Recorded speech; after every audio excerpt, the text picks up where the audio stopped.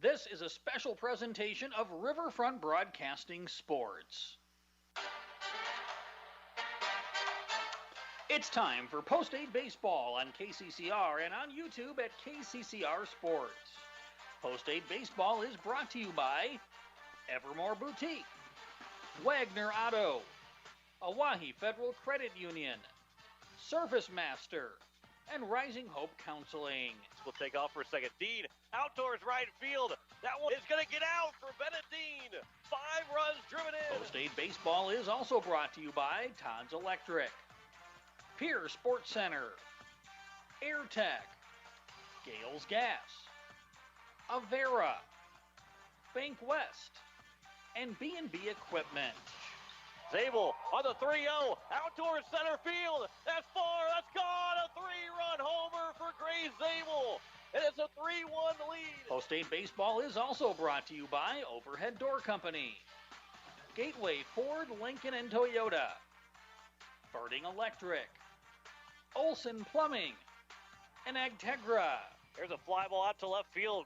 Going back on it deep is Rue. He's going to turn and watch it sail over for a home run. And Andy Gordon, his first home run of the season, first home run of his career. Post-8 Baseball is also brought to you by All Around Graphics, First Dakota National Bank, Comtech, Shane's Pharmacy, Black Hills Federal Credit Union, Midwest Cooperative, South Dakota Weed and Pest, Nystrom Electric, Dakota Sprinkler, and Lamb Motor. The 2-1 pitch. Stout out towards right field. Did he get enough of it? Is it going to go? And walk off. Grand slam for Garrett Stout. Post-8 Baseball is also brought to you by Kathy Sunshine Properties, Sioux Nation, Kruger Contracting, Home Care Services, and Fisher Rounds. And now, with the call of today's action, KCCR award-winning sports director, John Winkler. As we welcome you here to Hyde Stadium, as Post-8 will take on a doubleheader with the Huron Legion team, and John Winkler alongside Greg Dean, as we welcome you in here at Hyde Stadium to the press box. A warm Wednesday afternoon, getting into the Wednesday evening, as Post-8 will be looking for 2 more South Dakota wins. They moved up to the number 4 spot in the Legion standings after Renner lost last night, but they will be the number 3 seed as it stands for the playoffs if the season ended today, with Brandon Valley coming out of those standings and everybody moving up a spot. But Greg, as we get in for this ball game against Huron, Post-8, I mean, it's pretty simple. You got to go out and win these 2 games, because these are seed points, one, that matter, but also for the fact that where you're sitting at in the standings, a loss will really, really hurt you at this point in the game.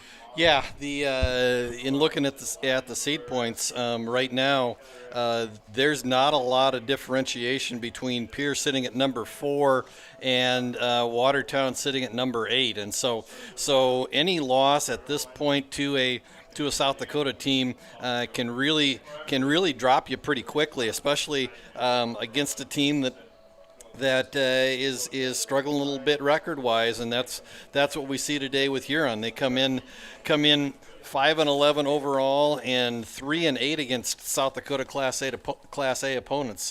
So I mean, you hate to say that they're must-win games, but the reality is that for Post-8 to continue to hold that slot in the top 7 for postseason seeding purposes, these really are this is a doubleheader where they have to win both games. And starting after tonight, there's not a whole lot of extra South Dakota games to go around. They'll be playing against Brandon Valley coming up here next week, as well as playing Mitchell, who is struggling right now. But there's not a whole lot of South Dakota games left, so you got to take advantage when you play a South Dakota team and get a win. And that's kind of what these last several games have been outside of Sioux Falls West, but the Dakota Classic and then last night against Excelsior is trying to get guys in different positions, see how things look in different spots in different parts of the order, and what things might work and what you can possibly use. You'll see more of what we're accustomed to with the South Dakota game with the lineups, but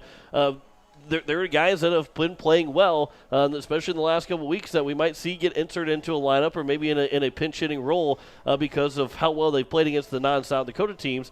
and that could lead you into big things and good things going into the latter part of the season.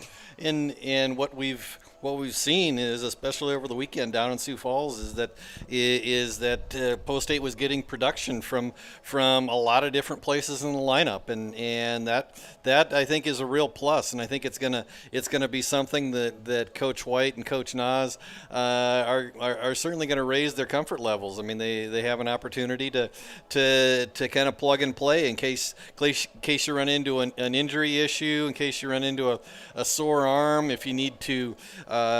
Depending upon how your pitching lineup goes, if you got to put somebody on the mound, you got a lot of versatility, and the fact that you've got a lot of people, a lot of guys on this roster that can play multiple positions, and so there's a lot of flexibility with this roster right now, and I think the coaches have to feel pretty good about where they're at.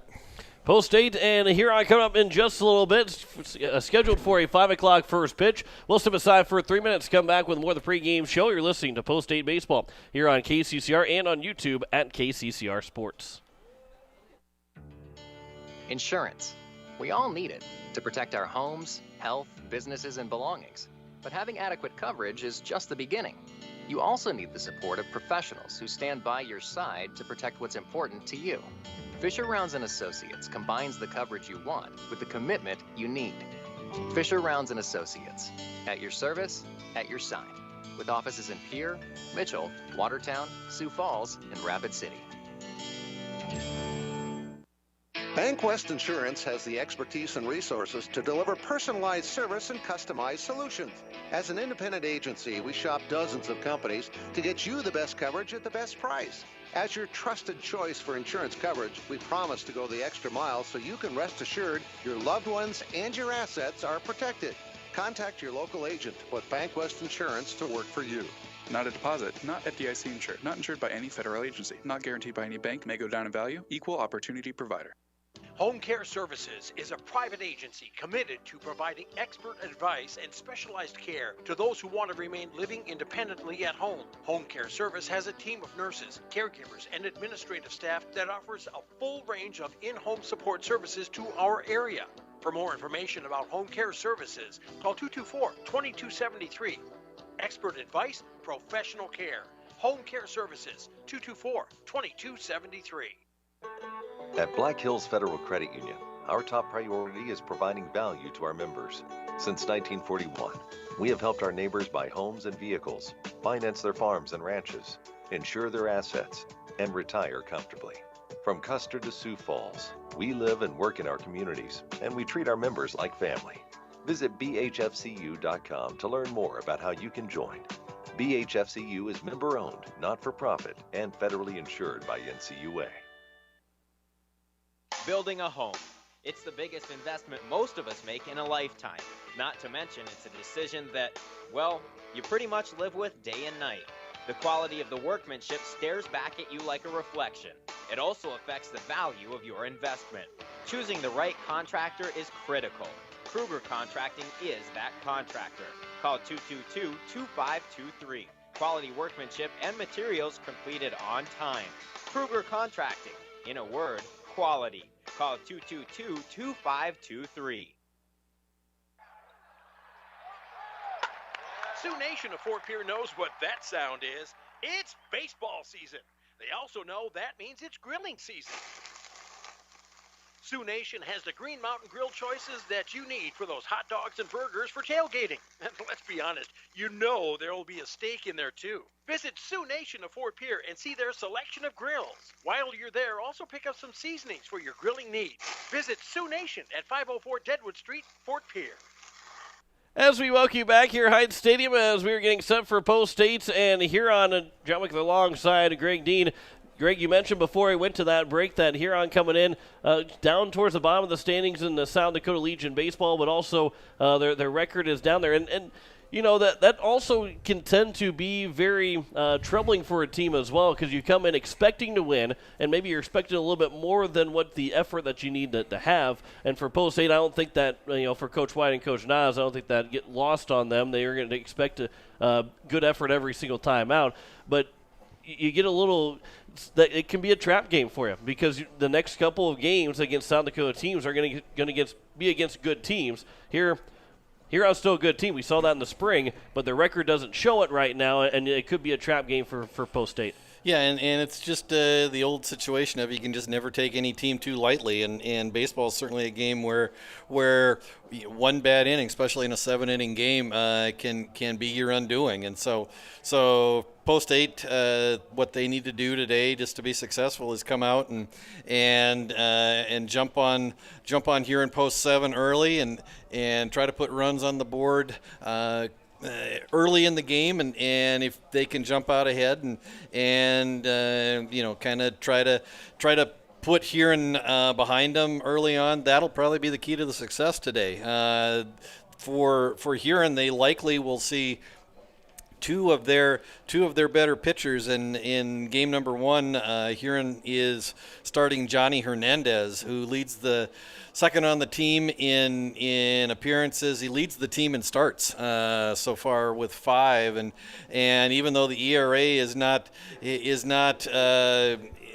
down in that 1 and 2 range, he's still, from what we saw in the spring, certainly one of their top 2 or 3 pitchers. Yeah, and Post State, it was the Pierre High School baseball team that struggled with him on the mound in that first game of that doubleheader. They ended up getting a sweep over Huron, but they struggled against Hernandez early on. Were able to kind of figure things out and get things moving. But you can't. Hernandez is a good pitcher, and that's how you can win a ball game. You get a hot pitcher. The run support, you hope that it's there if you're Huron, but for this Huron team, if you get a hot pitcher and throw a shutout, well, that's going to help you win a ball game pretty quickly. But Post State looking to get up early against this Huron team, as we will step aside for another 3 minutes, come back with more of the pregame show, actually getting close to first pitch, just about 9 minutes away. You listen to Post State Baseball here on KCCR and on YouTube at KCCR Sports.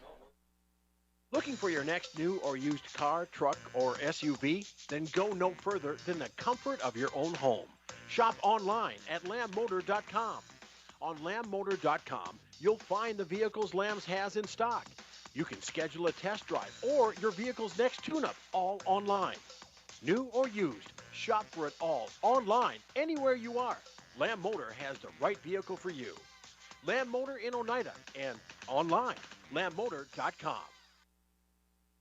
This is the life. Sitting here, sipping lemonade, basking in the warm sun, and admiring the beauty and the solitude of my very own landscape backyard. I wasn't sure, but I was so glad when I made the call to Andy at Dakota Sprinkler and Landscaping to finally have the work done. Calling Dakota Sprinkler and Landscaping was probably one of the best and the easiest decisions I've ever made. Dakota Sprinkler and Landscaping, 280-4440. That's 280-4440. Nystrom Electrical Contracting in Pierre has been providing professional sales, service, and installation since 1977. Whether you're starting from scratch, new construction, or you're upgrading your current system at your home, farm, or office, give the professionals at Nystrom Electrical Contracting a call. They've got a lot of bright ideas. Call Nystrom's today to schedule a free computer-generated estimate. The number is 224-8750, or visit their website at nystromelectric.com. The Association of South Dakota County Weed and Pest Boards reminds all landowners and managers to look for and control noxious weeds this spring and summer. The receding water levels have provided new areas for noxious weeds to establish. Infestations that are found and treated early reduce the cost of control. For help identifying and controlling noxious weeds, call your county weed and pest supervisor or the South Dakota Department of Agriculture. Remember, good neighbors control noxious weeds. As long as you have a local cooperative, you'll never farm alone. At CHS Midwest Cooperative, our team is your team, ready to help you make the decisions that are vital to your operation. From the seed, plant health, and marketing the grain, to fuel to keep you running, the feed to supplement your herds, and the financing programs to make it all possible. We're here for you. Give CHS Midwest Cooperative a call today and let us show you the value of the co-op. Local, loyal, and trusted for generations. Service Master of Pierre. It's no secret we clean carpets professionally, but not many people know we clean furniture, kitchens, bathrooms, walls, floors, and windows. We also do fire and water restoration. plus construction cleanups. There's nothing we can't clean. Give ServiceMaster a call at 224-9919. ServiceMaster, the clean you expect, the service you deserve. ServiceMaster, 224-9919. As we welcome you back here at Heights Stadium as we are getting set for Post State and Huron, John Wickler alongside Greg Dean as we talked about the starting pitcher for Huron. The starting pitcher for Post State, Lincoln Keenels, will be on the mound in Game 1 for the Eights. As Greg, you throwing one of your top pitchers out there for the Eights. You're looking for a quick Game 1 win. I say quick, but you're looking for him to be solid on the mound as he has been throughout the season to maybe make quick work of this Huron team. Yeah, and for Lincoln Keenholz today will be his second start of the Legion season.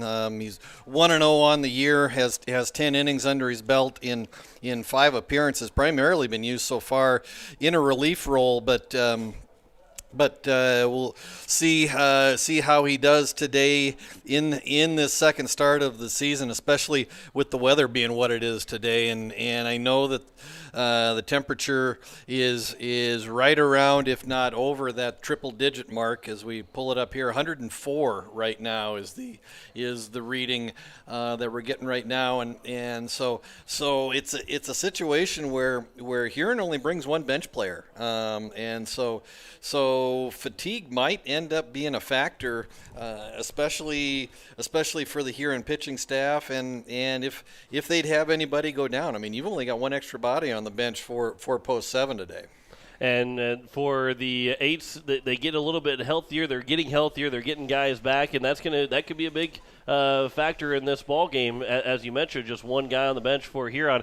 You get a chance to, if a guy needs a break and you feel comfortable being able to put in any of those guys and move guys around, but put any of those bench players in at any point to be able to lift and give a nice break for someone. Yeah, and if you look at what's available on the bench right now, I think the plan is to use Jack Van Camp in game number 2 as the starting pitcher for Post 8. But other than maybe Brady Getz, who's dealing with a little bit of a back issue, I think you've got four guys that you could slot in at just about any position in case you run into a situation where either you get a little heat exhaustion or maybe some kind of a ding or a nick or something. Post State and Huron coming up from Heinz Stadium. We will step aside for a minute, come back with first pitch. You're listening to Post State Baseball here on KCCR and on YouTube at KCCR Sports. At Shane's Pharmacy, your health care is important, and Shane wants to be the pharmacist to take care of you. Shane's Pharmacy will make sure your prescriptions are filled in a timely manner, they will answer your questions, and they will even deliver to your home or office. Call 223-9200. Shane's Pharmacy, the pharmacy you know and trust. The number again is 223-9200. Shane's Pharmacy in Fort Pierre, proud to support high school athletics. Comtech in Pierre invites you to come out and check out their expansive showroom. It's filled with everything you need to thrive in today's technology-dependent world and a knowledgeable staff to guide you through. Comtech has TVs, computers, personal electronics to commercial electronics, anything to fit your technology needs. The experienced professionals at Comtech can guide you through any questions you may have. Whether you struggle with technology or live for it, Comtech can help you find exactly what you're looking for. Comtech will even install and service what they sell, so you don't have to worry once you get your products home. Comtech, located at 1601 North Lowell Avenue behind Walmart. Check them out online at comtechplus.com. As we welcome you back here at Hyde Stadium as we are set for baseball from beautiful Hyde Stadium as we go through the starting lineups for Huron. First, Peyton Bischoff will be the leadoff man. He's playing left field. Johnny Hernandez, the pitcher, will bat second. Tegan Fitzer, the center fielder, batting third. Tyson Lean, the catcher, will bat fourth. Dawson Rogers, the shortstop, batting fifth. Lane Wenzel, the second baseman, batting sixth. Peyton Grace will bat seventh to play first base. Mason Davis in the eighth slot playing right field, and Elliot DeVries, the third baseman, will bat ninth and round out the order for this Huron team. They go against Lincoln Keenholz, who is on the mound again, as Greg said, making his second start of the season, as he right now has not got a win or a loss, but he's 2 for 2 in saves, and he has been very good at that reliever spot coming into close ball games, but getting a chance to start for Post State. And really, you look at the two guys that are going to go, and we assume that Jack Van Camp's going to be the Game 2 starter. Lincoln Keenholz and Jack Van Camp, that 1-2 combination, that's what we might be seeing when we come down to region play for those two guys to be those number 1 and number 2 starters. And then you hope, you look at those two guys and you say, probably don't need a third game. You get 2 wins from those two guys and find yourself in a spot in the state tournament. Yeah, and then you add Isaac Pollock into the mix, who probably has been the at least so far probably the best arm on the roster so far. He leads the team in innings pitched. Pollock has a 4-0 record, leads the team in ERA and in WHIP. Second on the team in WHIP, and so I think Post 8 certainly is as deep pitching-wise in 2021 as they've been in just about any other year. And then you come behind Pollock, Van Camp, Keenholz, and you can slot in about 3 or 4 other pretty solid pitchers. We're still waiting to see if Aaron Booth is going to be able to maybe log some innings this year. Bennett Dean, Brady Getz, second-team All-Stater. First pitch is grounded. That is a fair ball, and it chopped in foul territory. Then comes fair, and the first man is retired in 1 pitch, as first pitch was at 5 o'clock here this evening.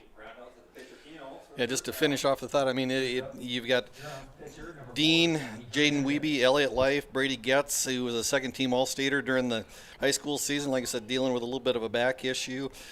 Brecken Kruger, Gary Nedved, Matt Hansen. I mean, this is a solid pitching staff that Post 8 can roll out there at just about any time this year. Swing and a miss by Johnny Hernandez as he's the starting pitcher, as there's 1 down.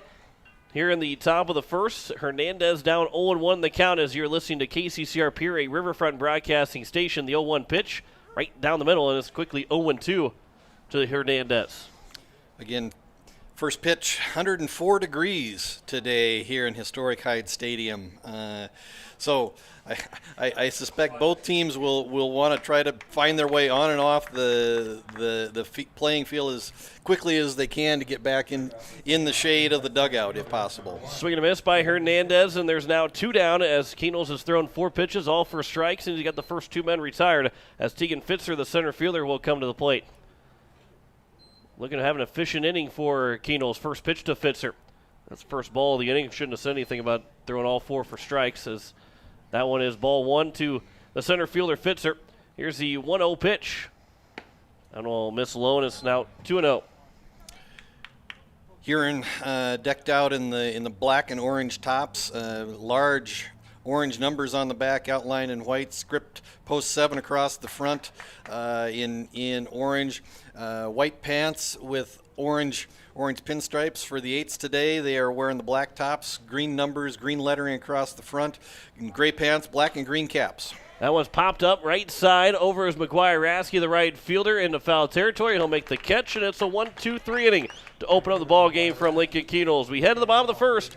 Pierre and Huron are scoreless as the 8s are coming to the plate. You're listening to Post 8 Baseball here on KCCR and on YouTube at KCCR Sports. South Dakota didn't always have a capital, or even a permanent settlement for that matter. There wasn't always a river city on the Missouri River. And before First Dakota filed the first charter in 1872, there wasn't always a bank in South Dakota. Every timeless institution, tradition, and thriving business was started somewhere by someone who had a dream and the passion to make it happen first. What will be your South Dakota first? Visit firstdakota.com/first. Member FDIC. Do you need the Pierre Governor apparel for the big game? Or how about Stanley County apparel or Post 8 apparel? All-Around Graphics in Pierre is your place to go. Not only can you get your apparel, but they also do screen printing, jerseys, awards, and trophies. And did you know they can print and customize your signs? All-Around Graphics can do it all. Located at 819 North Euclid Avenue or call 224-4677. All-Around Graphics in Pierre, your one-stop shop. As we welcome you back here, Hyde Stadium, bottom of the first inning. Post 8, their lineup will look like this. Lincoln Keenholz will lead things off. He's the pitcher. Jaden Wiebe batting second, playing second base. McGuire Rasky, the right fielder, batting third. Andy Gordon will bat fourth, play third base. Cade Hinkle, the catcher, batting fifth. Bennett Dean, the first baseman, batting sixth. Isaac Pollock, the left fielder, will bat seventh.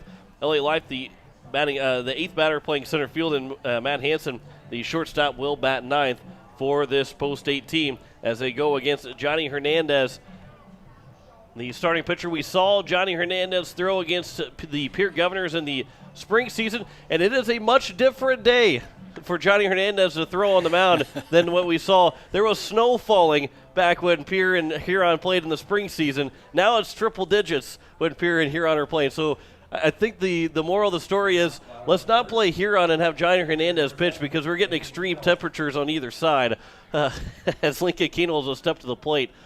That just now dawned on me, too, that we saw Johnny Hernandez throw in snow against Pierre, and now he's throwing in 100-degree weather against this post-8 team. Here's the first pitch from Hernandez to Lincoln Keenels.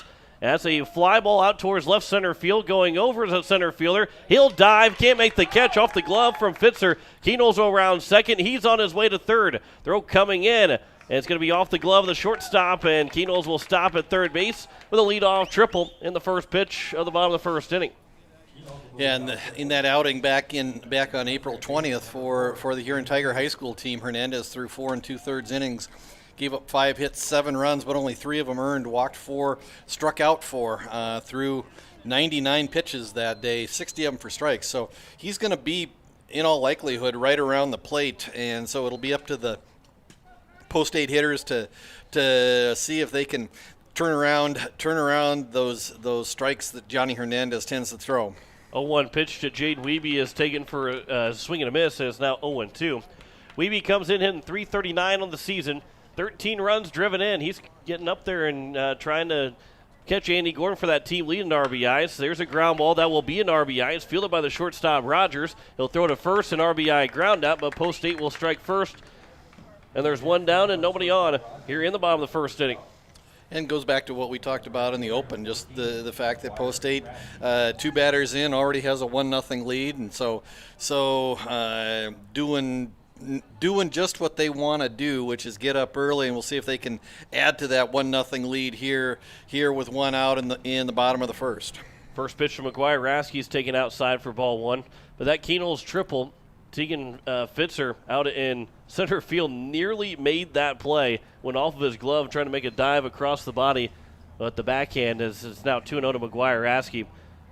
That was an impressive play from Fitzer, a well-hit ball from Keenels that I think a lot of center fielders probably have no chance of getting, but Fitzer nearly made that play as it's now 3-0 to McGuire Rasky. Yeah, he went a long way. He pretty much straight away in center field and went a long way, almost to the warning track to try to run that ball down and dove at the last second and I think might have actually got the tip of his glove on the ball because of the way that the ball actually kind of changed directions. Just came within a couple of inches of recording a really, really solid out to start this game. McGuire Rasky walks on 4 pitches, so now here is Andy Gordon, the cleanup hitter. He'll take ball 1. That's 5 straight misses now from Hernandez. Gordon comes in with the team lead in RBIs with 17 so far on the season. And that's what you expect and want from your number 3 and number 4 hitter, as there's a ground ball to the shortstop. A throw to second for 1, back to first, and not in time at first base, so it'll be a fielder's choice. Well, there's now 2 down, and a good turn from Rogers and Wenzel, a good hustle from Andy Gordon. Yeah, Gordon hustling down the line, able to beat the relay from the second baseman Wenzel just by about half a step, and so the Eights keep this inning alive with 2 out now here in the bottom of the first, and the Eights up 1-0. Here's Cade Hinkle, the catcher. Hernandez will step off and he'll get reset. Hinkle's batting .254 so far in the year, 11 runs driven in. 3 doubles out of the 20 that post-8 has had. That was the 11th triple earlier in the ball game. Lincoln Keenels picked up the 11th triple as a team. First pitch is over for strike 1 to Cade Hinkle. For Johnny Hernandez, we talked about, leads the team. He's second on the team in appearances. This is his 6th start of the year. Hinkle will go the other way with it down the left field line. Will it stay fair? It will. It goes all the way towards the corner.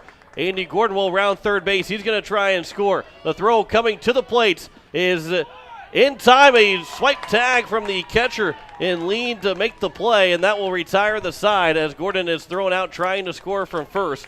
And a good relay from Bischoff, the left fielder, and Rogers, the shortstop, to get Gordon out at home to retire the side, as Hinkle will get credit with a double. With a good relay, and that will retire it here in the bottom of the first. 1 run scores on 2 hits in the inning, no errors, and 1 man left on base. We head to the top of the second, 1-0 lead for Post State. You're listening to Post State Baseball here on KCCR and on YouTube at KCCR Sports.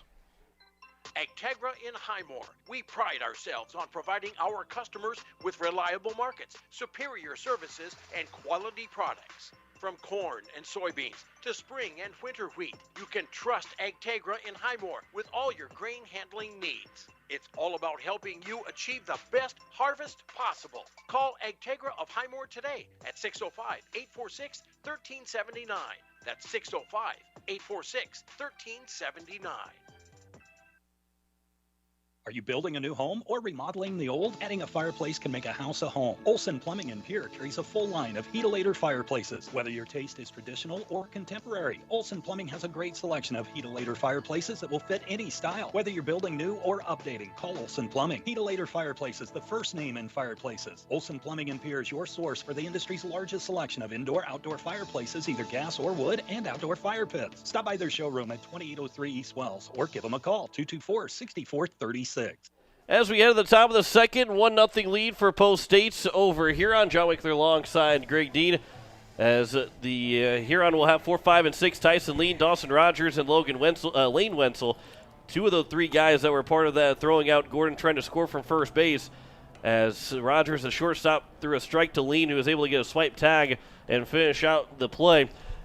Greg, we kind of mentioned a little bit off air, and if you're watching on YouTube at KCCR Sports, you probably saw a little bit of Gordon hesitating, rounding second base in between second and third base, and you wonder if maybe something was said or he thought maybe he heard something of a foul ball that kind of got him to stop, but he ended up trying to score, and that little bit of hesitation was all that Huron needed to throw him out. That's how close that play was at the plate, but that's the difference in a 2-0 ball game. The inning continued, or now it's just a 1-0 lead going to the top of the second, as Tyson Lean will take strike 1 to open up here at the top of the second.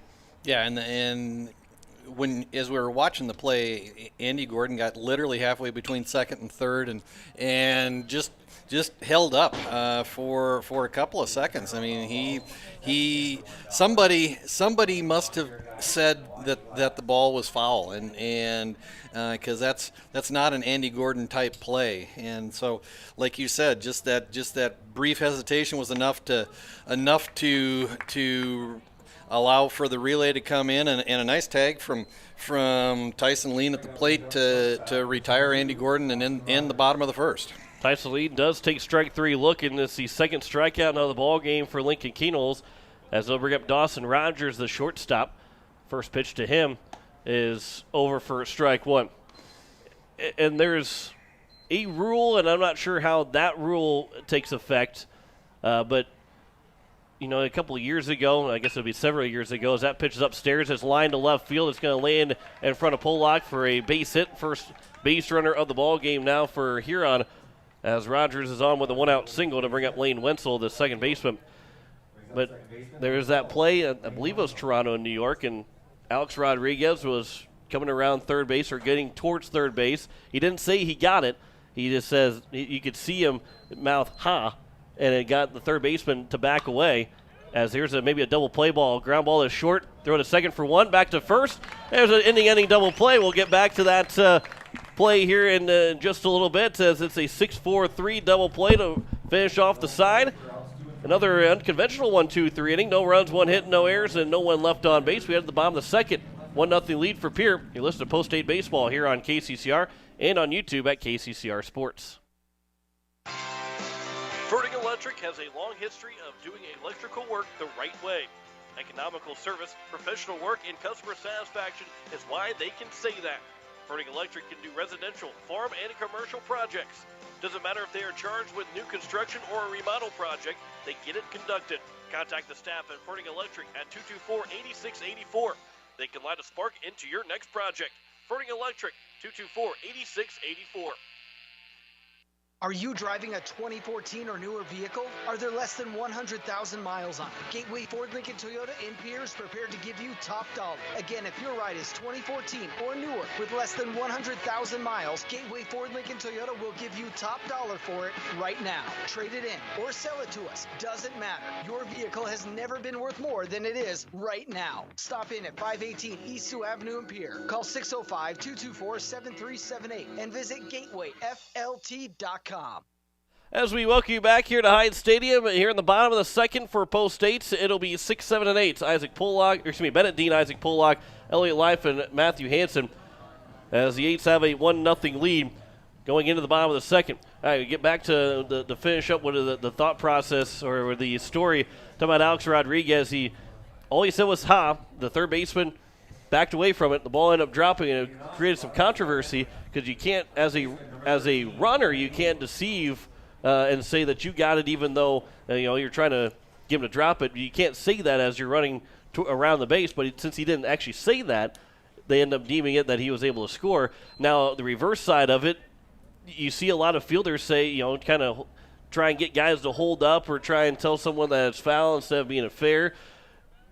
And we could go into a big discussion about Major League Baseball, and I could go on a huge rant as the 0-1 pitch to Bennett Dean is upstairs for ball one because of that new rule of the sticky stuff. And we can go in. But that's it's a part of something that you see in baseball, and maybe it helps the fielders out a little bit more than it does for the hitters and for the runners. And that might have been the case there, as somebody's telling him that it was a foul ball or saying something else had happened where Gordon didn't realize what happened in the play. Here's a 2-1 pitch to Dean. It's upstairs, and it's now 3-1. Yeah, and baseball players are just notorious for trying to find ways to bend the rules as far as possible and try to get every advantage that they can. And it may well have happened here in the first inning. The Alex Rodriguez example is another one. And so the sticky substances controversy that's going on right now, the sign stealing scandal from the Astros and the Red Sox, and I mean, you can just go down through the history of baseball and find all kinds of questionable incidents. Bennett Dean drew a leadoff walk. First pitch to Isaac Pollock is over for strike one. And it is now 0-1 here to the left fielder, getting his first plate appearance of the ball game.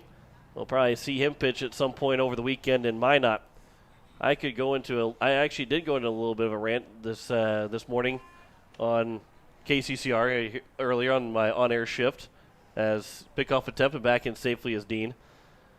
I don't think I want to get on that soapbox again because it might get a little bit worse and a little bit longer than what I talked about earlier today. But it's not a good look for Major League Baseball. There's a ground ball that is going to be rolled foul, and it's now 0-2.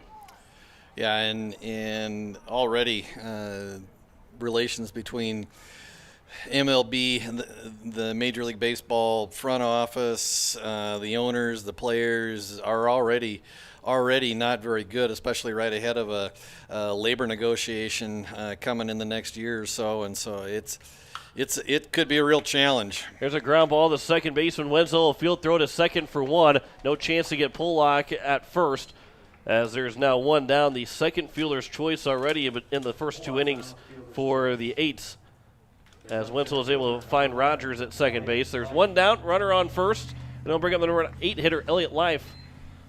The center fielder here, who said you mentioned yesterday, Greg, that he had the new look, got the haircut, got rid of the hockey flow, and he told me this afternoon he's regretting that decision to cut his hair.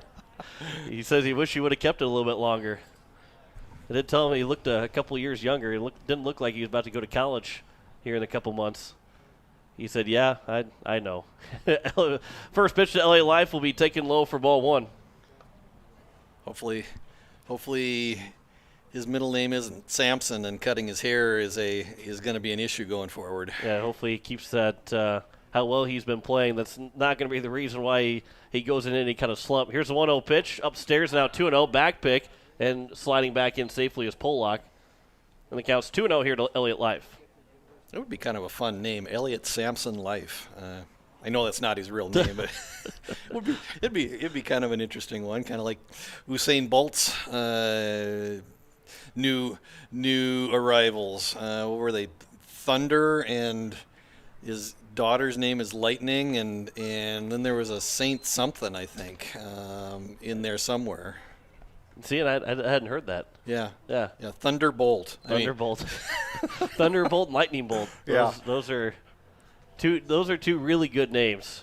Here's the 2-1 pitch. Leifel lined it into right field. Doesn't need the hair to get a base hit. That one go underneath the right fielder's legs. And Davis rounding third is going to be Pollock. He's going to come in to score. Elliot Leifel round second. He's going to stand on third base. It'll be a single and two-base error for Elliot Leifel. It's a 2-0 lead now for the Eights here with one down in the bottom of the second. Yeah, just a nice line drive off the bat of Elliot Leif out into medium deep right field straight away, and Davis, the right fielder, comes in to field the play.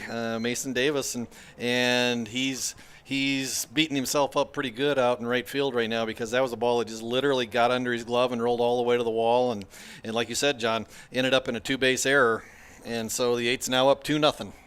First pitch to Matt Hansen is taken high for ball one, as Hansen will come to the plate batting .293.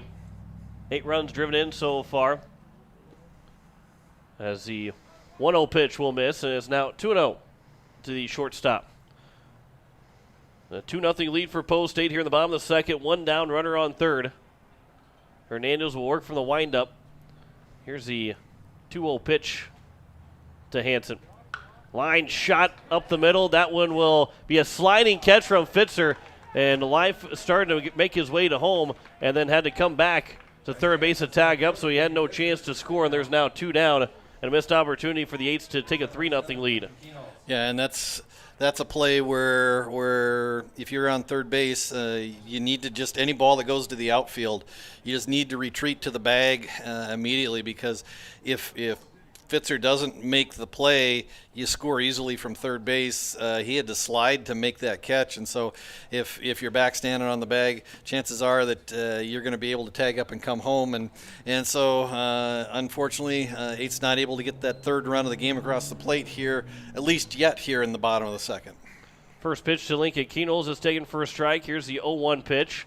That is just a bit outside, and it's now 1-1. He led off the game, or left the bottom of the first, for Post State with a triple. Came around to score on the RBI ground out from Wiebe. But Keenels has a chance to add to his RBI total. Just 4 RBIs so far, but out of the leadoff spot. That's a category that doesn't get filled up very quickly when you're in the leadoff spot, unless you're hitting home runs all over the place. And if you're hitting home runs all over the place, you're probably not leading off. Here's the 1-2 pitch from Hernandez to Keenels. Swing and a miss off the glove and tagged out by Lean, and that will retire the side here in the bottom of the second. 1 run scores on 1 hit in the inning, 1 error, and 1 man left on base. We head to the top of the third, a 2-0 lead for the Eights over Huron. You're listening to Post State Baseball on KCCR and on YouTube at KCCR Sports. Overhead Door Company of Pierre is a locally owned business specializing in the sale, service, and installation of residential and commercial garage doors. They provide quality, dependable products with constant service and the peace of mind you need. Overhead Door is one of the most recognized and most respected brand in the garage door industry. For installation and repairs, call Overhead Door Company today at 224-6200. That's 224-6200. Wondering what to do with the pitted and rutted drive? B&B Equipment will get you covered. Wanting to put something down the ground? B&B Equipment will put a hole in your project. Need to even up that property? B&B Equipment can fill that need. B&B Equipment can deliver all your gravel and material needs. B&B Equipment is here for all your excavation needs. Contact B&B Equipment, 224-6727. A contractor here for you. That's B&B Equipment, 224-6727. We get to the top of the third inning. It is a 2-0 lead for Post State. John Wickler alongside Greg Dean, as it will be 7, 8, and 9 for Huron. Peyton Grace, Mason Davis, and Elliot DeVries. And if anybody gets on base, it'll go back to the top of the order for Peyton Bischoff, as the Eights have failed to cash in a couple of different times in the first and the second inning, but still have that 2-0 lead. It could be up to at least a 4-0 advantage, but a couple of miscues on the bases as it kept the kept this Huron team within striking distance. As Grace, the first baseman, will lead things off. Here's the first pitch from Keenels to Grace. It'll miss low and a little outside, and it's 1-0 to the first baseman. As Grace will come in hitting 136 so far on the year. He'll foul that one, lines it foul. Went off the netting and still went out of play, and it's now 1-1. Just 3 RBIs so far, 6 for 44 at the plate. Huron has hit 2 home runs. Dawson Rogers and Tyson Lean have each hit a bomb for the Huron squad. There's a ground ball to second baseman Wiebe. The throw to first will be in time to retire the leadoff man. And there's one down. I don't think we even went through the defensive positioning for Post State. Isaac Pollock's out left, Elliott Life in center, and McGuire Raskey in right. Andy Gordon at third, Hanson at short, Wiebe at second, Dean at first, and Hinkle is behind the plate. I think we didn't be able to get through those defensive positionings because we had such a quick first and second inning from Keenels. He faced the minimum through the first 2 innings. Here's the first pitch to the number 8 hitter Mason Davis. Swings and misses at that pitch. 0-1 to the right fielder. Mason Davis comes into this game hitting 152 on the year, 7 hits and 46 at bats. He's got, of those 7 hits, 3 of them are doubles. Got 8 RBIs, 6 runs scored on the year, along with 3 walks for Mason Davis. Here's the 0-2 pitch to Davis. That one will miss outside, and it's now 1-2. Keenels has been efficient in those first 2 innings, and he got an inning double play, a pitch after he gave up his first hit, first base runner. That 1-2 pitch will come inside, and it's now 2-2 here. So the number 8 hitter, Mason Davis. Post State will be in Minot this coming weekend. Both Keenels and Jack Van Camp will not be available for the weekend. There's a swing and a miss, and there's now 2 down. The third strikeout of the ball game for Lincoln Keenels. But able to use these guys, and one, they're also one of your best pitchers as well, so being able to use these 2 guys, they won't be available for the weekend. Perfect timing to play against the South Dakota opponent, as Elliot DeVries will step to the plate. First pitch will come inside on him, and to move the back foot out of the way. And then you have to expect that as the schedule turns around into next week, that likely either Keenholz or Van Camp will get the ball on Tuesday when the Eights go to Brandon to play a triangular with Brandon and Vermilion. It's actually going to be a doubleheader now. I was told here this afternoon it's a doubleheader that starts at 5 o'clock in Brandon. So it'll be a late night out in Brandon, but it'll be a doubleheader against that Brandon Valley team as they swing and a miss, and it's now 1-2. So it'll be on the air at 4:40 next Tuesday against that Brandon Valley team. So and those are one of the last South Dakota opponents. There's a 1-2 pitch that's fouled back off the home plate umpire, and the count is still at 1-2. So make that schedule change accordingly for Post State. Here's the 1-2 pitch. There's a ground ball that's fouled down the third base line. We'll do it again here at 1-2. Good battle here with the number 9 hitter, Elliot DeVries. Eights have 10 games left against South Dakota opponents, maybe 12. We were told earlier today that the scheduled home doubleheader on July 5th against Harrisburg might be in question. That's a little bit of a tentative date right now. So if that game does not happen, this is going to be the last scheduled home appearance for the Eights until possibly region tournament. A 1-2 pitch is taken for strike 3, and that will retire the side and order another 1-2-3 inning for Lincoln Keenels. He's faced the minimum through 3 innings. Post State has a 2-0 lead. Back in a minute. You listen to Post State Baseball here on KCCR and on YouTube at KCCR Sports. Innovation. It's right here. Avera St. Mary's Hospital keeps care local for you and your family, offering comprehensive care that has earned 4 out of 5 stars by the Centers for Medicare and Medicaid Services in hospital performance and safety. Avera St. Mary's world-class care is further supported by advanced technology, 2-way video e-consults, 3D mammography, and a state-of-the-art birthing center, so you and your family don't have to go anywhere else, because innovation lives right here in Pierre. Learn more at avera.org/news. Your home and business are important to you, and you need quality furnace and air conditioning products and service. With a combined 50-plus years of experience, AirTech Heating and Cooling provides you with just that service. Call 945-0160 for sales, service, and installation of furnaces, air conditioning, and heat pumps. AirTech Heating and Cooling features the American Standard products. Sales, installation, and service. You want the best, and that's what you'll find at AirTech Heating and Cooling in Pierre. As we welcome you back here at Hyde Stadium, bottom of the third inning, Post State will have 2, 3, and 4. Jaden Wiebe, McGuire Rasky, and Andy Gordon be the first 3 hitters for this Post State team, trying to extend their lead up just 2-0. They have scored in each of the first 2 innings, but it is just a 2-0 lead so far for the Eights. Wiebe had an RBI ground out in his first at-bat. Here's the first pitch to him. That will bounce in. Bounce well in front of the plate, and it's 1-0. Wiebe, one of 5 Post State hitters, clicking in at over 300 on the year, hitting 339. Leads the team in doubles with 4 and runs scored with 15. Been towards the top to the middle of the order in this Post State lineup pretty much most of the season so far. Count is 1-1 now here to the second baseman Wiebe. Here's the 1-1 pitch. There's a ground ball left side, back into that short by Rogers. A long throw to first, and in time, a good stretch from the first baseman, Grace, and the leadoff man is retired. I tell you, this Huron team, you look at their record and you look at how they finished in the high school season and where they've been sitting at in the Legion season. It's pretty easy to say when you're looking on paper, well, this team's not very good. But there's some really good baseball players on this team. For Huron, both in the high school and the Legion season. That was an example of it with Rogers making a strong play at shortstop. There's not a whole lot of shortstops in the state that made that play like Rogers did.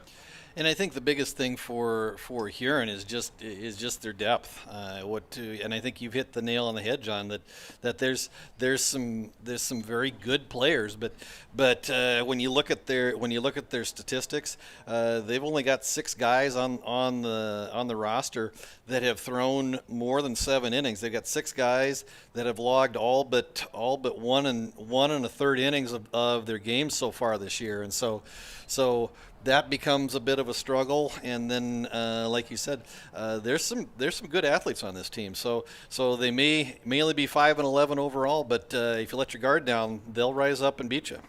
McGuire Rasky has taken another 4-pitch walk as he has seen 8 pitches so far in this ball game. All 8 of them have been balls, and he's on the base for the second straight time. And he'll bring up the cleanup hitter Andy Gordon, who grounded into a fielder's choice in his first at bat. 1 on, 1 out here in the bottom of the third inning.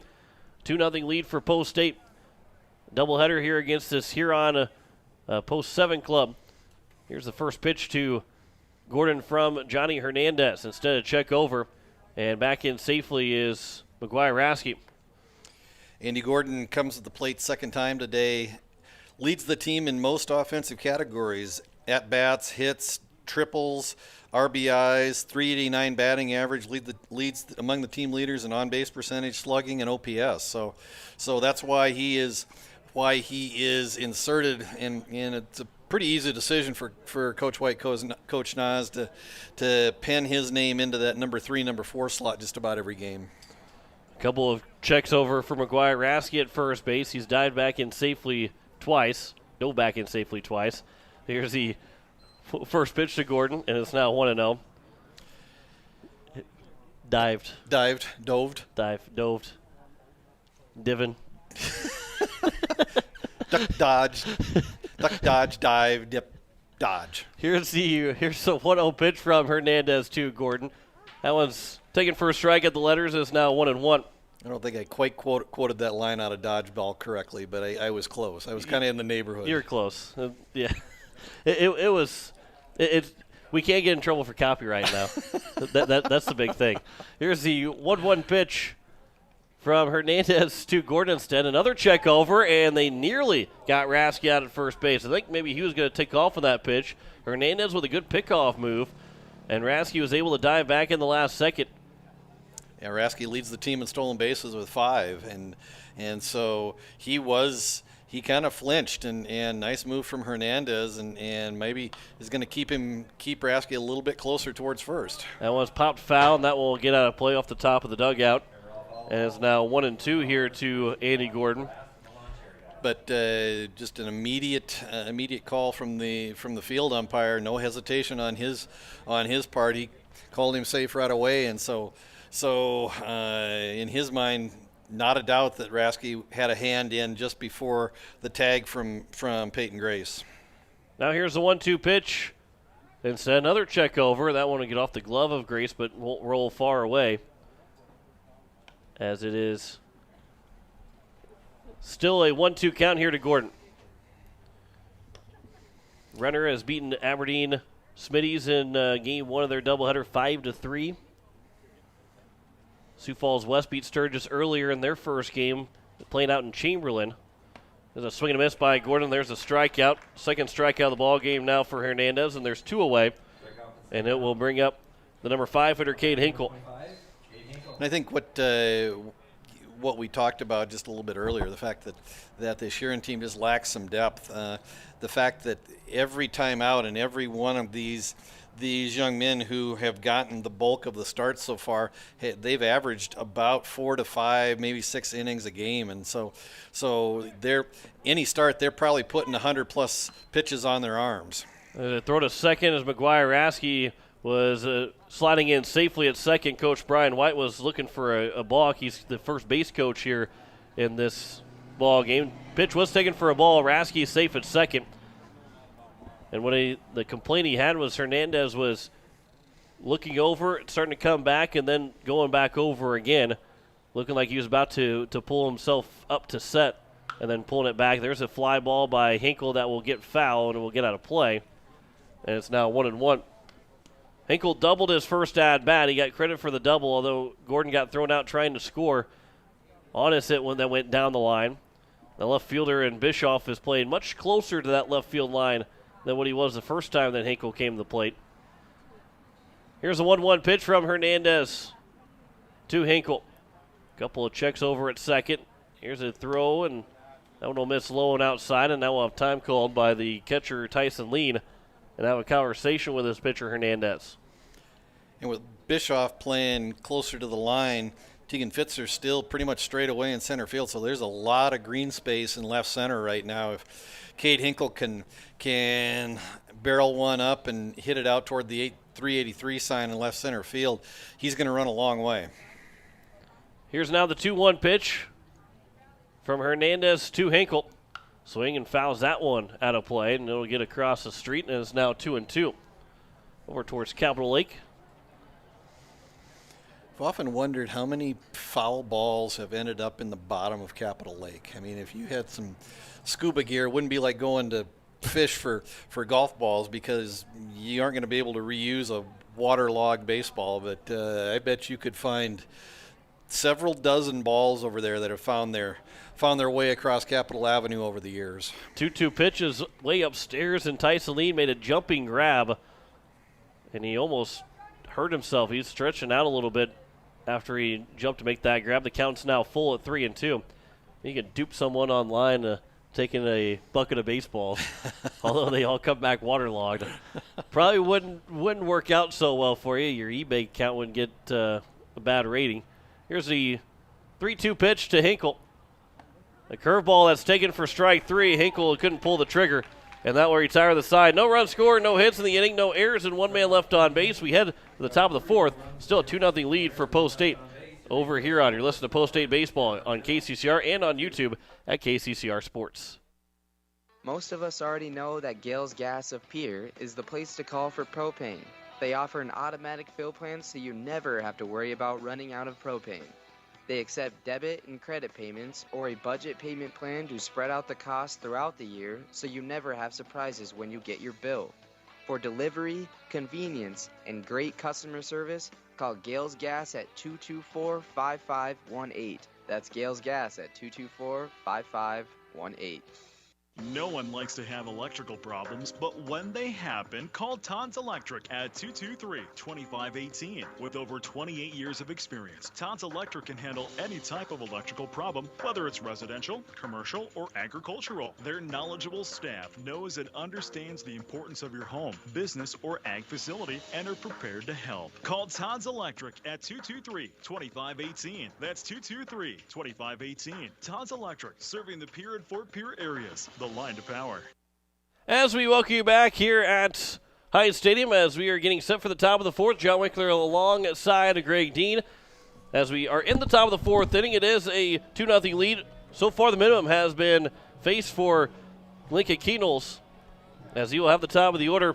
Peyton Bischoff, Johnny Hernandez, and Tegan Fitzer be the first three hitters for this Huron team. As they got one hit so far, we say we faced the minimum for Lincoln Keenels, but because he was able to turn an inning double play, just face those 9 guys. This is the second time through the order for Lincoln Keenels. 2-0 is their score here in the top of the fourth. See if we can check on Keenels' pitch count before we get this next inning started, as he's been very efficient, Greg.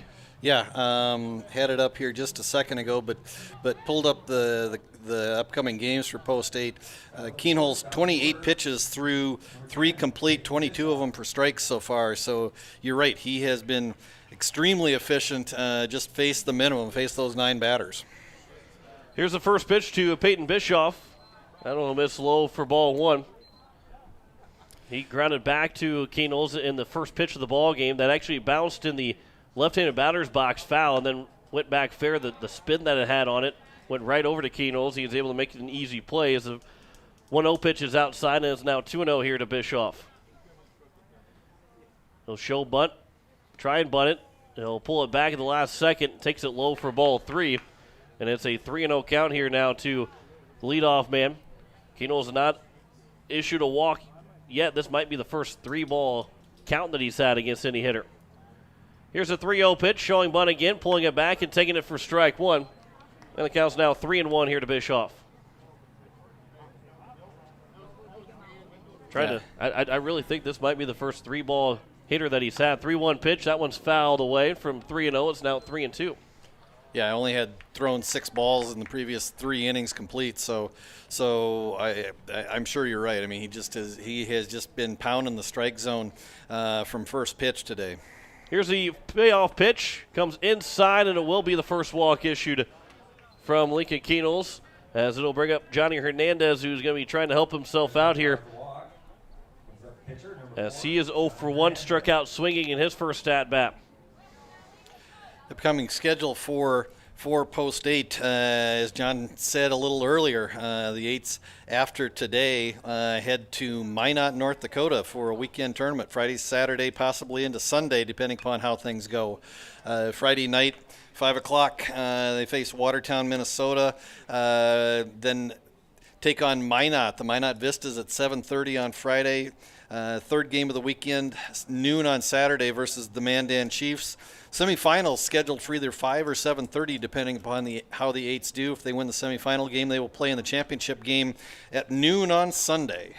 As the count is 1-1 here to Johnny Hernandez, the pitcher for Huron in game number 1. We have National League lineups in this ball game, although most National League teams don't hit their pitchers first and second in the order. As check on Bischoff. Really, there's been a couple of instances where the pitchers hit 8th instead of hitting 9th. Joe Madden did that with the Cubs several years ago. Tony La Russa did that with the Cardinals quite often. There's a bunt attempt that'll roll down the line. Keenholz able to pick it up with a bare hand and throws it on the foul territory side of first. Dean was able to step his way over that foul territory side. Hernandez sacrifice is complete, but a good play from Keenholz and Dean to retire Hernandez, and there's a runner on second here with 1 down.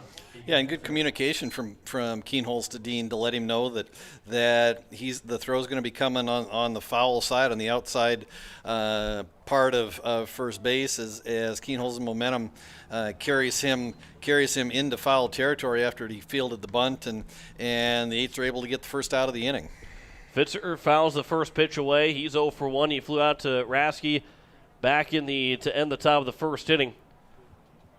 So now barring a pickoff for doubling someone off, or doubling off Bischoff, as it counts now 0-2. Keenholz might not be able to see the minimum through the fourth inning. Here's the 0-2 pitch now from Keenholz to Tegan Fitzer. Just a bit outside now, 1-2. Saw a lot of fastballs out of Lincoln Keenholz early on in the first couple of innings of this game. Now starting to mix in a little bit more of the off-speed stuff, and second time through the order, kind of giving the Huron post 7 hitters a little bit of a different look. Here's a ground ball to third baseman Gordon. He'll throw to first base. Taking third on the throw is Bischoff. So there's now 2 down with a runner on third base. They've used both their outs to move the runners over. And it'll bring up Tyson Lean, who has to get a base hit, or at least get on base to try and extend the inning, trying to get the first run of the ball game for Huron in. Tyson Lean leads Huron in most offensive categories. The Huron catcher leads the team in hits, 14 and 44 at bats. He's got 4 doubles, 1 triple, a home run. 13 runs scored, 8 RBIs on the year, second on the team in RBIs, hitting .318 on the year. First pitch to him is missed for ball 1. Here's the 1-0 pitch to Lean. That one will miss low and is now 2-0 to the catcher. On deck is Dawson Rogers. Those 2 guys, and this man, Lean and Rogers, the 2 guys with home runs so far for Huron. Here's the 2-0 pitch to Lean. That one will miss low and outside, and is now 3-0 to the catcher. And Lean and Rogers are the 2 offensive leaders of this team. That's why they're hitting 4 and 5 in this lineup. 3-0 pitch, swinging on 3-0. It's grounded. Nice play over there by the third base coach for Huron. That was a hard hit ball, and he made the bare hand. But he also had to make the play because the ball was hit too hard where he couldn't get out of the way in time. Here's the 3-1 pitch now to Lean. Still good hitters count for him. Curveball upstairs, taken for a strike. Lean thought it was ball 4, and he'll have to step back to the batter's box now with a full count between Keenholz and Lean. Keenholz will work for the windup with the runner on third base. Here's the payoff pitch. Swing and popped up. High pop up. That'll get fouled. It'll get out of play, and it'll land just barely in the stands. And it's now still a 3-2 count. Right in front of John and Jackie Hansen did that foul ball land right just in front of the front row down at Hyde Stadium. Give you back to the old commercial. Must be in the front row. Must be in the front row. Here's a 3-2 pitch again upstairs, and Tyson Lean will draw a walk. It's now first and third. You talked about it last year, and you threw me off guard because I was not expecting it, but I always said that my dad would say that every time. Even if we were in the second row, he'd always still say, must be in the front row. The old Bob Uecker Miller Lite commercial. One of the all-time greats. Here's Dawson Rogers. First pitch, swing and a miss, and it's 0-1. Of course, Bob Uecker and his most famous role of being the broadcaster for Major League movie series. There you get the just a bit outside. Here's the 0-1 pitch instead of step off, and they got a runner caught, and now they're going to run that man back to third base. So throw to third, they got picked off. Nice play from Lincoln Keenholz to run the guy out to second, and then the runner at third and Bischoff got in between third and home. Keenholz ran after him, threw it to third. Gordon popped down the tag, and that retires his side here in the top of the fourth. No run score here in the inning. A 2-0 lead for Pierre still after the top of the fourth. You're listening to Post-8 Baseball here on KCCR and on YouTube at KCCR Sports. When something just isn't right, it's natural to talk about it. If you had a toothache, you'd tell someone. If you found out you had diabetes, you'd learn to take care of it. But when you're feeling stressed, sad, or worried, you're less likely to tell someone. Why do we treat physical and mental health so differently? There is no difference. We all need someone to talk to, and there's nothing shameful about wanting to be healthy for you. When you just need someone to talk to, contact Rising Hope Counseling at 494-1500 or risinghope605.com. Rising Hope Counseling, offering hope, healing, and change. Rising Hope Counseling, because if you have hope, You have everything. Hey, it's Julia from Milwaukee Federal Credit Union, letting you know that our recreational special is back again, with terms up to 10 years, no payments for 90 days, and rates as low as 2.4% APR. Apply online or stop in at 221 East Pleasant Drive in Pierre and let Jameson or I get you started. People helping people. Hawaii Federal Credit Union. As we welcome you back here to Heinz Stadium, bottom of the fourth inning.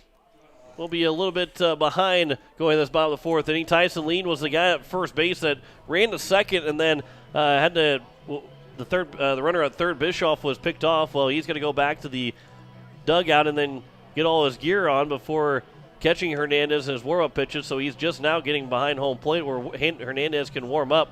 Maybe we'll take a couple of less warm-up pitches, but for Post State, it'll be 6, 7, 8. Bennett Dean, Isaac Pollock, and Elliott Live to lead things off. A 2-0 lead for Post State right now here in game number 1. Got to give credit to Johnny Hernandez on the mound. He's looked very good, allowed just 3 hits so far, and he's kept the walks down. Just 2 walks so far, both to McGuire Rasky. He hasn't thrown Rasky a strike. I don't know if maybe he's a little scared of McGuire Rasky or not, but he hasn't walked any. I guess he did walk Bennett Dean to lead off the second inning. So 3 walks in total, but three base hits. He's been efficient, and he's looked good on the mound for Huron. Yeah, and 48 pitches through 3 complete for Johnny Hernandez. So just a shade over kind of that bar that you like to see as a coach, right over that 15 pitch per inning mark. First pitch to Dean is upstairs for ball 1. Again, Dean walked in his first trip to the plate. That led off the bottom of the second. He was retired on a fielder's choice. Post State scored 1 in the first and 1 in the second. That pitch is over for a strike and is now 1-1 here to Bennett Dean, the first baseman. And I think today is the kind of day where the longer you get into a game, that fatigue factor is going to set in. I mean, at 104 degrees, Hernandez already now at 50 pitches through 3+ innings. Here's now the 1-2 pitch to Dean. That one's outside, and it's now 2-2. But this piece of a game and the score of this game definitely helps out Huron, especially going into game number 2 if the score stays the way it is. Being a 2-0 game, and I'm not trying to jinx anything, but we have not hit the hour mark, and we're almost halfway through this. We're actually halfway through this first game. So for Post State or for Huron, that's the type of game that if you're going to try and split or win both games, you want to try and play a fast-paced game. As there's a swing and a miss by Dean as he climbed the ladder, and he'll be the 3rd straight strikeout for Johnny Hernandez, leadoff man, retired here in the bottom of the 4th. Yeah, and just a nice piece of work on the mound for Hernandez, able to retire Dean on the strikeout after working the count to 3-2 and a high fastball Dean couldn't lay off. Here's the first pitch to Isaac Pollock. He'll swing and ground that one right back to Hernandez. He'll underhand flip to first, and there's now 2 quickly down here in the bottom of the 4th inning. And it'll bring up Elliott Live, who singled, end up at third base after the error was charged to Davis, the lone error in the ball game so far, but it's between either side. But he was stranded at third base as the next 2 guys are retired. Life has got one of those 3 hits for Post State. Here's the first pitch to Elliott Life. That will be upstairs for ball 1. As we play here in the bottom of the 4th inning, just a 2-0 lead for Post State. Huron's been hanging around so far. Here's the 1-0 pitch. That is outside and is now 2-0. And one of the biggest struggles, if you look back on Huron's schedule over the last couple of weeks, is they just kind of struggle to score runs, and collectively as a team, they only hitting .233, and so in order for them to be in a ball game, I mean, they've got to keep they've got to keep the score low. They're not going to match a lot of teams hit for hit on most nights. You look at their 3 South Dakota wins. They beat Yankton 8-7, Mitchell 8-3, and Renner Aberdeen 7-1 as Elliott Life will draw a walk on a 4-pitch walk, and that'll be the 4th free pass issued by Hernandez, and it'll keep the inning alive. 1 on, 2 outs, and it'll bring up Matt Hansen. And so I think what that tells you is that when they are able to put together some big innings, they're a formidable team, and so you really don't want to give them any momentum that would allow them to put together one of those crooked number innings. Hansen will shoot this one to right center field. That will get down. Elliott Life will round second. He's on his way to third. Throw coming to the shortstop, and it's a first and third now situation for Post State as Hansen is 1 for 2. And it'll bring up the top of the order, Lincoln Kienholz, who can help himself out here on the mound with a base hit to make it at least a 3-0 game. Shoots the gap, the speed of Hansen. He can score both these guys.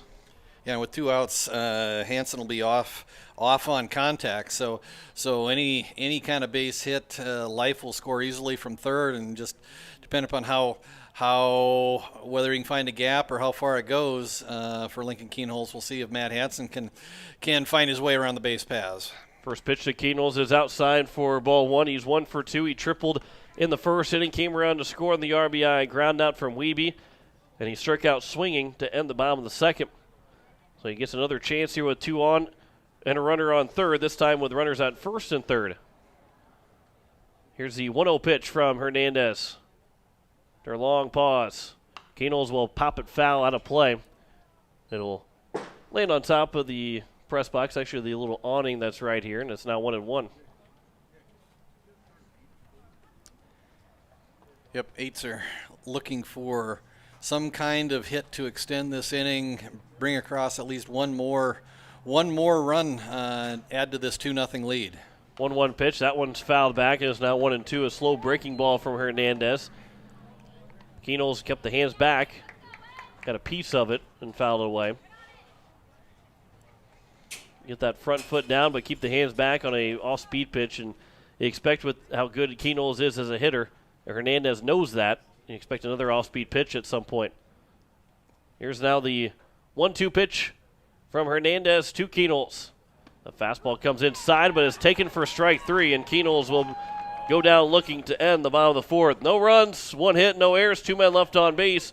We head to the top of the 5th, still a 2-0 lead for Post State over Huron. You're listening to Post State Baseball here on KCCR and on YouTube at KCCR Sports.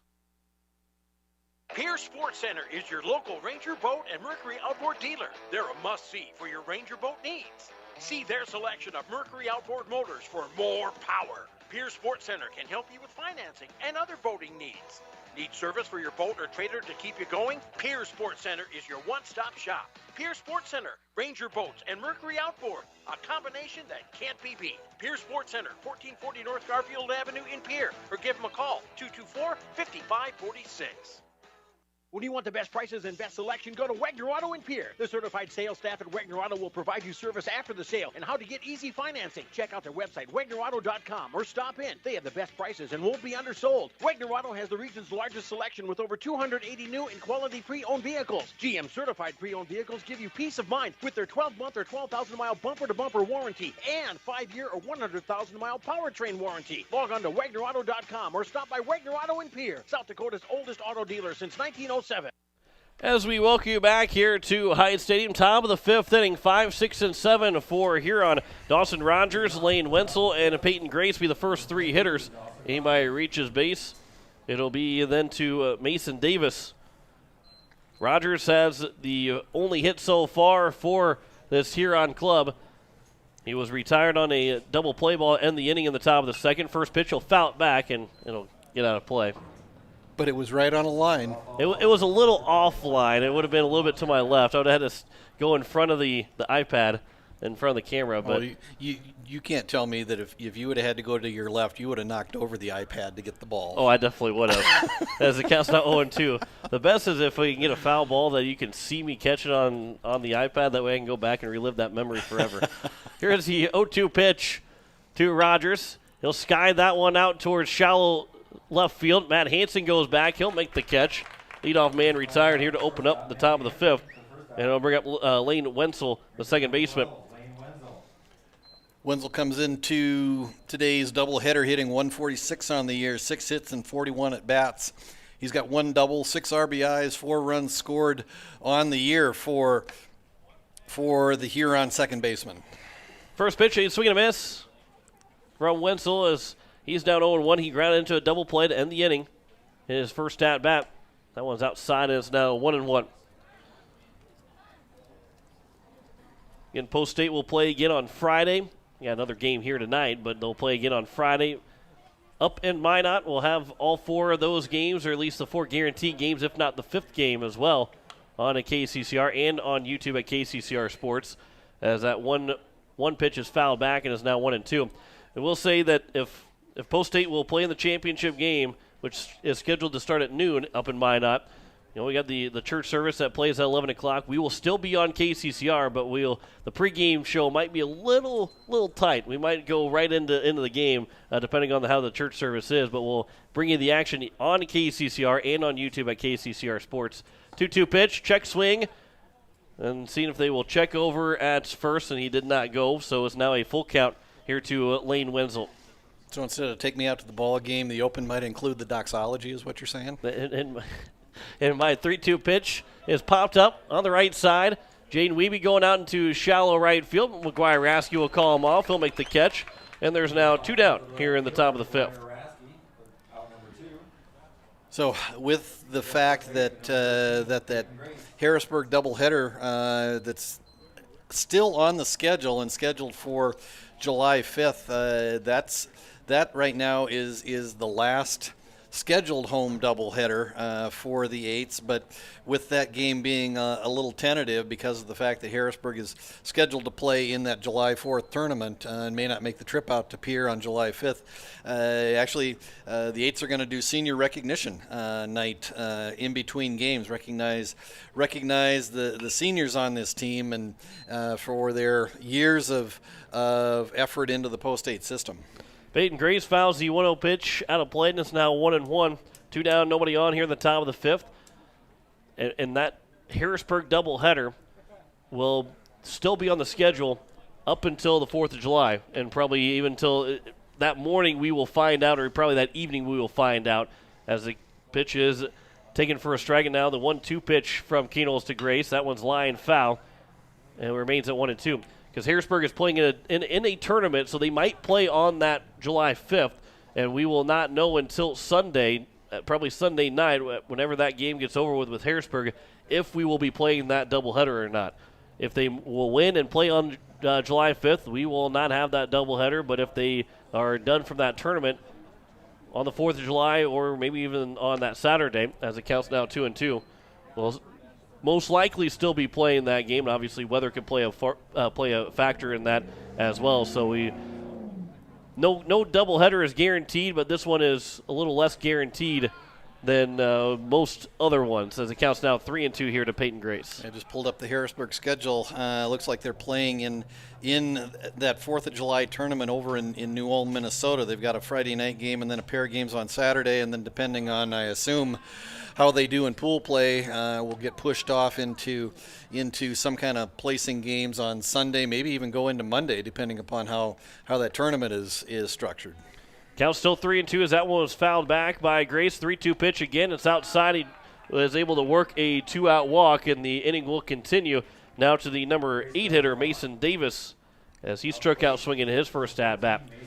Kind of like the Gopher Classic, how that's set up. We will play Friday, Saturday, and Sunday, and potentially could play Sunday night if you win the pool, and then can go into Monday and play 2 games and then still be alive to play even on Tuesday.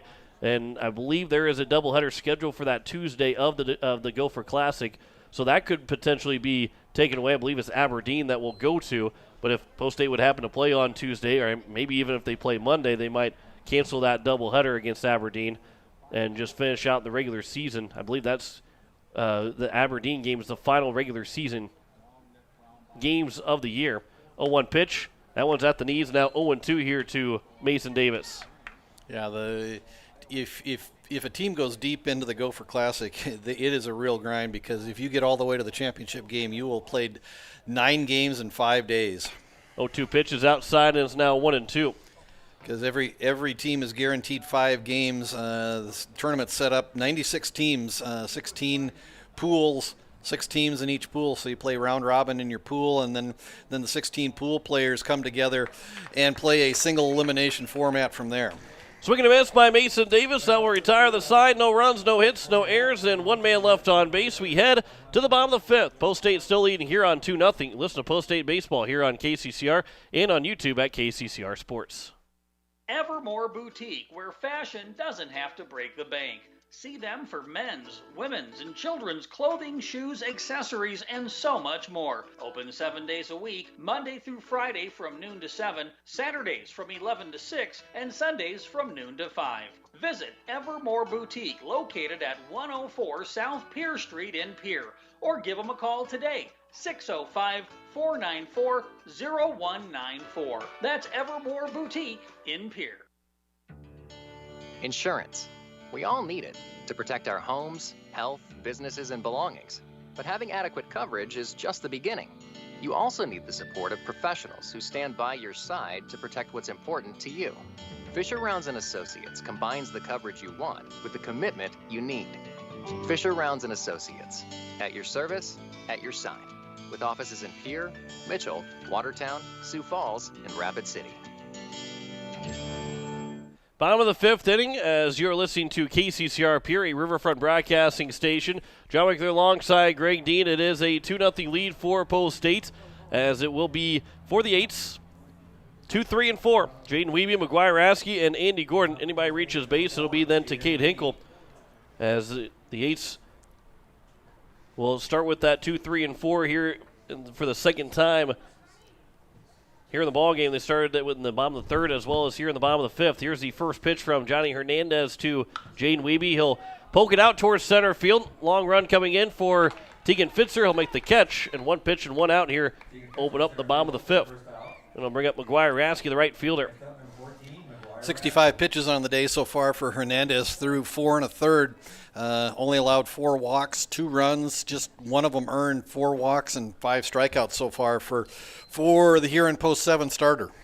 Here's a first pitch to McGuire Raskey. He'll ground that one over to the right side. It's off the glove of the second baseman Wenzel. No chance to recover, so Raskey is on the second air of the ball game from Huron, and hopefully Post State is able to make that one pay, with Andy Gordon now coming to the plate. Just kind of a routine ground ball to Wenzel at second base, and kind of acted like maybe he just took his eye off the ball and didn't totally secure it in his glove, and the ball just popped out and trickled behind him, and with that, Raskey ends up on first base thanks to the error. Here's a first pitch to now Andy Gordon. Long pause. Gordon will line that first pitch into center field for a base hit. Raskey will round second, hard around second. Now he's cut off between second and third. He's going to be caught into a pickle. The third baseman will tag him out. Now Gordon's caught off, but nobody's at first base, so he'll easily retreat back to first. And the Eights have run themselves into the second out. And Gordon's on at first base. So it will go still down as a single for Andy Gordon. But Raskey's thrown out. If you're keeping score at home, it's an 8-6-5 put out for McGuire Raskey, and he'll bring up Cade Hinkle with the runner on first base. 2 down here in the bottom of the 5th inning. Raskey trying to be aggressive on the base paths and got about half a dozen steps around second base and looked like he was committing to go into third, and then that's when the throw was cut off from Fitzer in the outfield to Rogers at shortstop, and Raskey kind of had second thoughts at that point, held up, and then at that point he was really in no man's land and really didn't have much of a choice but to try to wiggle his way out of that hot box, and just with that wasn't able to do it, and so at least he didn't violate the cardinal rule of getting the first or third out at third base. That was just the second out of the inning. As Cade Hinkle will take ball 1. Obviously, Andy Gordon didn't have a chance to get to second base, but you're hoping in that situation that there's an opportunity for Gordon to get to second. But thankfully nobody was covering first. There's a pickoff attempt, and Gordon back in safely. because there was nobody at first base, Gordon was able to get at least a little bit off, but when that tag was made, he didn't have that opportunity to get to second base. You hope that he could have at least replaced Rasky over at second, especially with now 2 down. But thankfully, with how nobody was at first base, Gordon was able to retreat, and it's now 1-1 here to Hinkle as he fouls it away. In that situation, you get into a pickle, and of course, Rasky didn't really have the opportunity because he was going to get run down pretty quick from the third baseman DeVries. But you're hoping that the runner behind you is able to move up a base or move up to that next base. But now Gordon's still standing at first. 1-1 pitch is taken for a strike. And that one catches the top of the zone. And the count is now 1-2 here to Hinkle. He's 1 for 2. Doubled in the first inning. And then struck out looking to end the third. Hernandez had thrown 3 pitches. If somebody was at first base or if they were able to double off Gordon, he would have thrown 3 pitches to get out of that inning while still giving up an error and a hit in the inning. Here's the 1-2 pitch as Hinkle will sky it out to center field. Fitzer will go back a couple of steps. He'll make the catch, and that will retire the side. Here in the bottom of the 5th. No runs, 1 hit, 1 error, 1 man left on base. We head to the top of the 6th inning. 2-0 lead for the Eights over Huron. You're listening to Post-8 Baseball on KCCR and on YouTube at KCCR Sports. BankWest Insurance has the expertise and resources to deliver personalized service and customized solutions. As an independent agency, we shop dozens of companies to get you the best coverage at the best price. As your trusted choice for insurance coverage, we promise to go the extra mile so you can rest assured your loved ones and your assets are protected. Contact your local agent to put BankWest Insurance to work for you. Not a deposit, not FDIC insured, not insured by any federal agency, not guaranteed by any bank, may go down in value, equal opportunity provider. Home Care Services is a private agency committed to providing expert advice and specialized care to those who want to remain living independently at home. Home Care Service has a team of nurses, caregivers, and administrative staff that offers a full range of in-home support services to our area. For more information about Home Care Services, call 224-2273. Expert advice, professional care. Home Care Services, 224-2273. At Black Hills Federal Credit Union, our top priority is providing value to our members. Since 1941, we have helped our neighbors buy homes and vehicles, finance their farms and ranches, insure their assets, and retire comfortably. From Custer to Sioux Falls, we live and work in our communities, and we treat our members like family. Visit bhfcu.com to learn more about how you can join. BHFCU is member-owned, not-for-profit, and federally insured by NCUA. As we welcome you back here to Hyde Stadium, top of the 6th inning, Post-8 has a 2-0 lead. John Wickler alongside Greg Dean as it will be 9-1-2 for Huron. Elliot DeVries, Peyton Bischoff, and Johnny Hernandez. He might reach his base. Tegan Fitzer. Just 1 hit so far for Huron. They've gotten 3 extra guys on base. 3 walks have been issued from Keenels, but nobody has been come across the plate. First pitch is taken for ball 1. Here to open up the top of the 6th inning. DeVries, number 9 hitter, to be the second time through the order after he gets done with his plate appearance. There's a line shot to Wiebe. He'll get a little bit of a jump, makes the catch. The leadoff man retired here in the top of the 6th. And that's just really deflating as a hitter. I mean, you barrel one up, you hit it on a line, but it's just right at somebody. And so for DeVries, young man who comes in hitting 278 on the year, one of the better hitters in the Huron lineup, but just did a nice job and hits a line drive, but just happens to find its way right into the glove of Jaden Wiebe at second base. 1-0 pitch here to Peyton Bischoff. That one's popped up, fouled out of play. And is now 1-1. Bischoff is 0 for 1. He grounded back to the pitcher, Keenels, and he also walked. He was picked off at third base. He's the only guy that's been on at third for Huron so far. 1-1 pitch is taken for a strike, and it's now 1-2.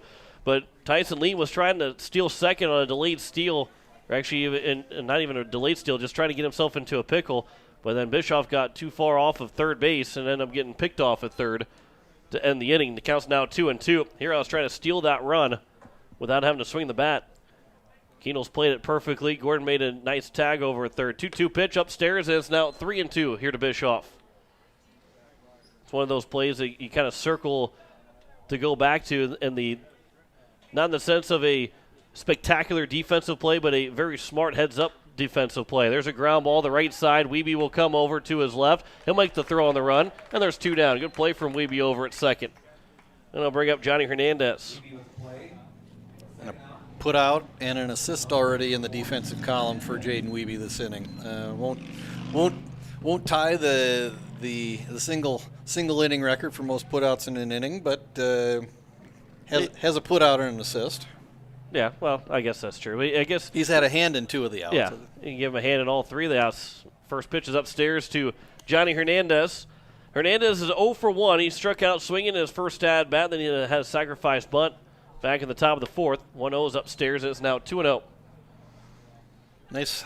Even though the temperature is cracked triple digits, got a nice crowd here today at Hyde Stadium. 2-0 pitch, swing and a miss, and it's now 2-1.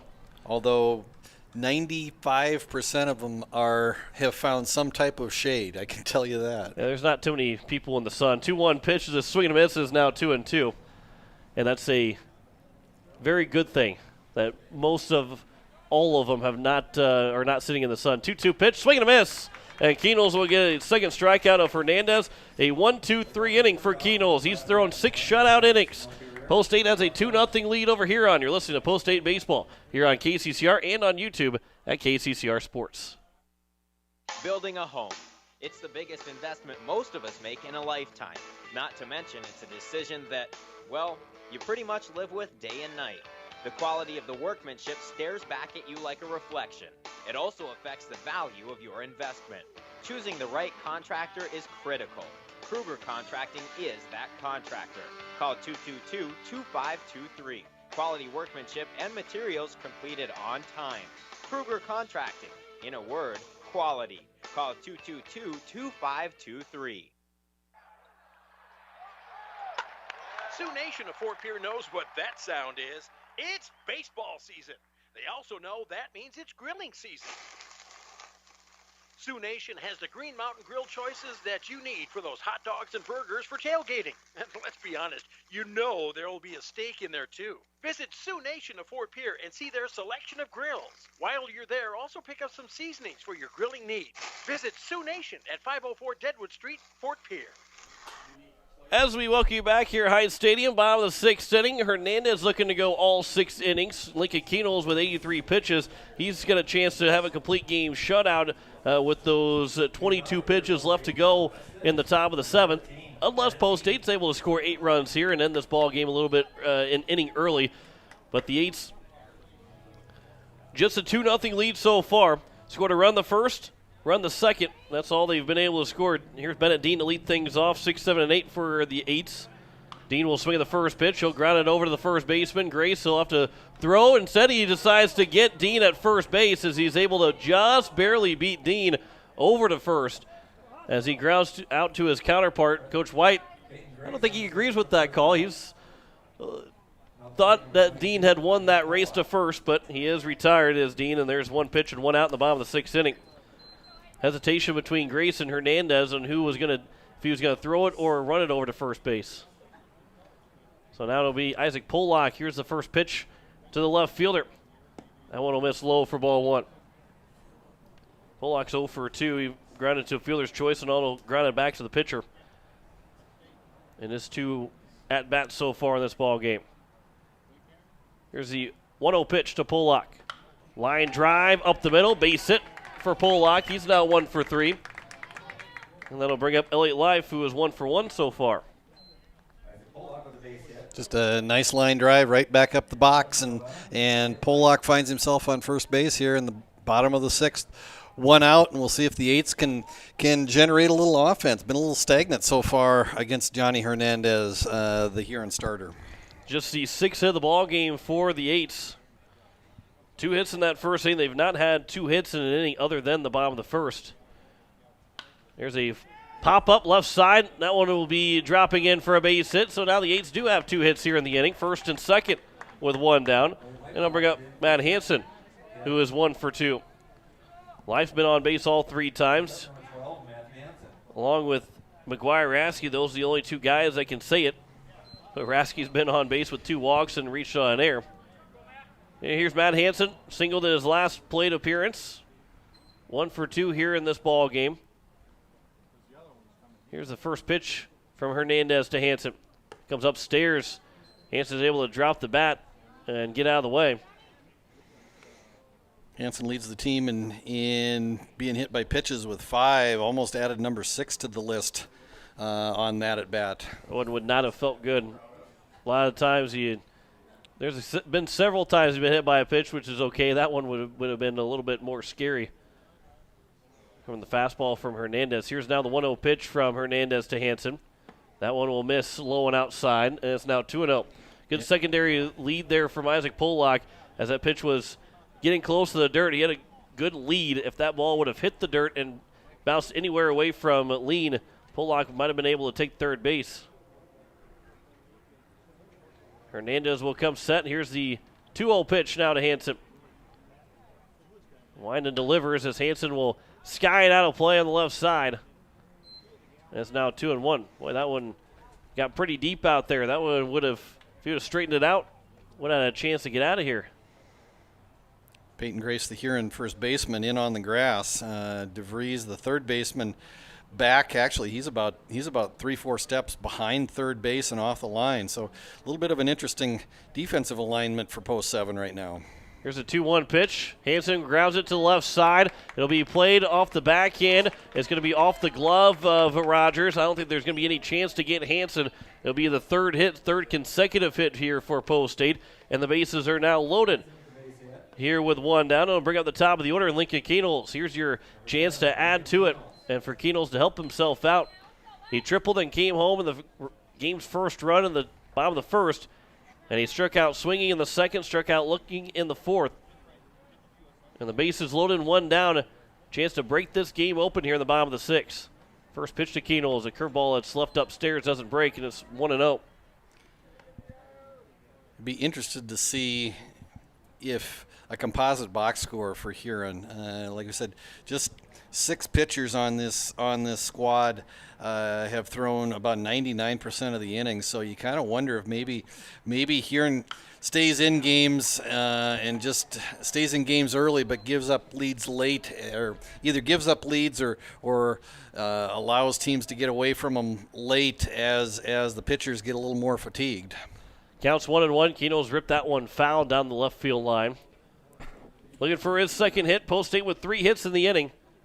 8 in total. They've almost doubled their hit total in just 1 inning and in the last 3 batters. Hernandez from the windup delivers the 1-1 pitch. That one's upstairs. He gets to the backstop, and LA Life's going to get back to second base. He's cut off, but they're not going to throw it to second base. Pollock took off from third and realized the ball was coming pretty quickly back to Lean, and so he went back to third base. LA Life was looking at home and then realized that Pollock did not take off, and so he had to hustle his way back to second. They had a chance for him at second base, but just elected not to throw it. And we remain bases loaded here with 1 down as we will now have a mound visit from the Huron coaching staff.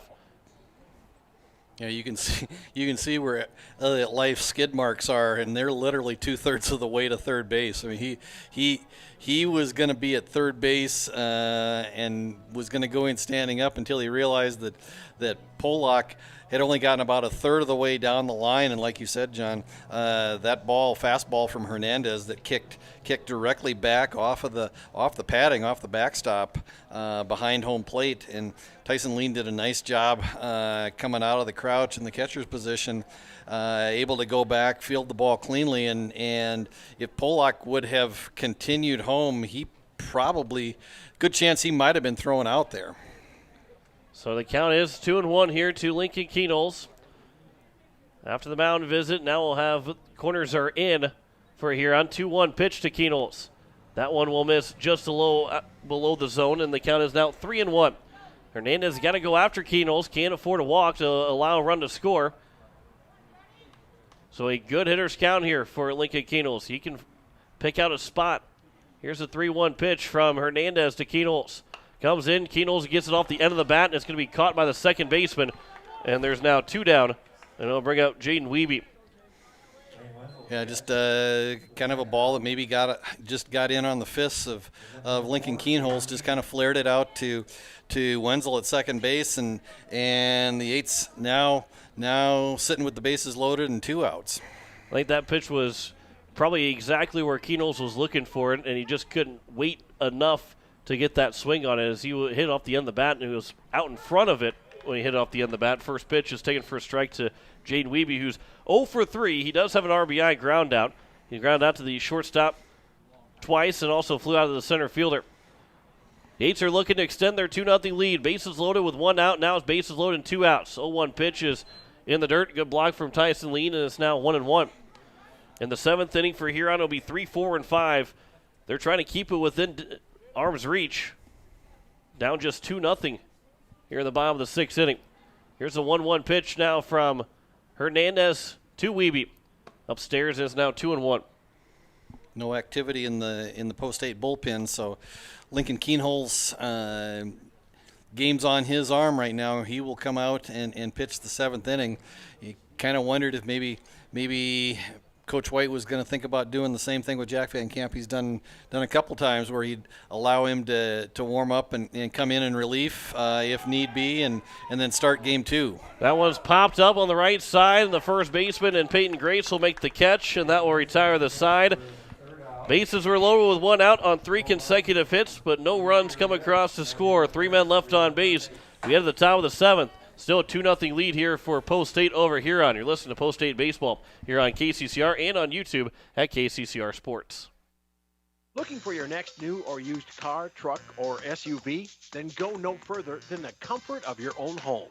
Shop online at lambmotor.com. On lambmotor.com, you'll find the vehicles Lambs has in stock. You can schedule a test drive or your vehicle's next tune-up, all online. New or used, shop for it all online, anywhere you are. Lamb Motor has the right vehicle for you. Lamb Motor in Oneida and online, lambmotor.com. Ah, this is the life. Sitting here, sipping lemonade, basking in the warm sun, and admiring the beauty and the solitude of my very own landscaped backyard. You know, I wasn't sure, but I was so glad when I made the call to Andy at Dakota Sprinkler and Landscaping to finally have the work done. Calling Dakota Sprinkler and Landscaping was probably one of the best and the easiest decisions I've ever made. Dakota Sprinkler and Landscaping, 280-4440. That's 280-4440. Top of the 7th inning, 3, 4, and 5 here for Huron as they are down just 2-0. But 1 hit so far for this Huron ball club. It will be Fitzer, Lean, and Rogers. Out of those 3 guys, Rogers does have the lone hit so far for Huron, but they will need at least 2 to keep this ball game alive as we head to the top of the 7th inning. John McClure alongside Greg Dean, first of 2 here at Hyde Stadium. Seniors will be honored before the second game here at Hyde. As the first pitch from Lincoln Keenholz to Fitzer. It's upstairs for ball 1. Keenholz has now 21 pitches left to go in the ball game. That was his 84th pitch as we play here in the top of the 7th. That pitch is popped up foul and out of play over on the left side and will now be 1-1. Fitzer comes in hitting .260 on the year, 13 hits and 50 at bats, 3 doubles, a triple, and 11 runs scored for Tegan Fitzer. 1-1 pitch is outside, and it's now 2-1. We'll see if Keenholz is unable to finish this ball game, who Coach White will bring in as a 2-1 pitch as they swing and a miss. Is now 2-2. I think you'd love to see you would love to see Keenholz get that complete game shutout. And we'd love to have Jack Van Camp start game number 2 if that is the case, that he's going to start game number 2, as that one's fouled back to the netting, and it's now 2-2. I'm going to give him all 105 pitches to work with. The best thing would be able to use just 2 pitchers in these 2 games. Here's a 2-2 pitch. Ground ball up the middle. Hansen will field. The throw to first. Leadoff man retired to open up the top of the 7th as Huron's down to 2 outs now here in this first game. And it'll bring up Tyson Lean, who is 0 for 1, struck out looking, and also drew a walk. Just 4 base runners so far for Huron in this ball game. They've left 2 men on base as the single was erased on a double play. Another man was picked off